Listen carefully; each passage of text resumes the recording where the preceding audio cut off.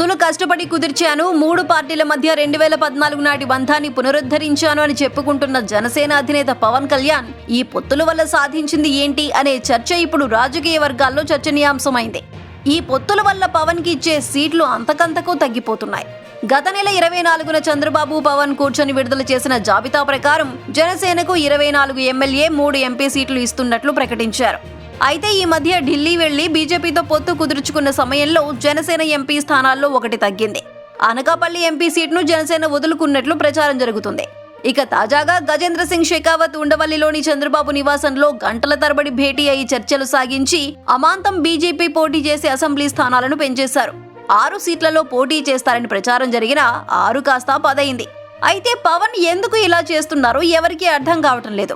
వాస్తవానికి ఇప్పుడు టీడీపీకి అటు జనసేన ఇటు బీజేపీ రెండింటి మద్దతు అత్యవసరం. అందుకు అనుగుణంగా చంద్రబాబు పావులు కూడా కదిపారు. కానీ జనసేన ఇంత స్థాయిలో సీట్లు తగ్గించుకొని చంద్రబాబు కోసం ఎందుకు త్యాగం చేయవలసి వచ్చిందనేది ఇప్పుడు $1 మిలియన్ ప్రశ్న. ముందుగా అనుకున్న ప్రకారం బీజేపీ జనసేన కలిస్తే 175 స్థానాల్లో పోటీ చేయవచ్చు. కనీసం 50 స్థానాలపై ఫోకస్ చేస్తే కనీసం 20కి పైగా సొంతంగా గెలిచే అవకాశం ఉంటుంది. అప్పుడు టీడీపీ ఓటు బ్యాంకు గండిపడుతుంది. అప్పుడు ఈ 2 పార్టీలే కింగ్ మేకర్ అయ్యేందుకు అవకాశం ఉండేది.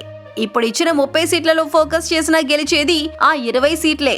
ఇప్పుడు పవన్ తన సీట్లు త్యాగం చేసి మరీ పొత్తు ధర్మాన్ని కాపాడాల్సిన అవసరం ఏమొచ్చింది అని జన సైనికులే ప్రశ్నిస్తున్నారు.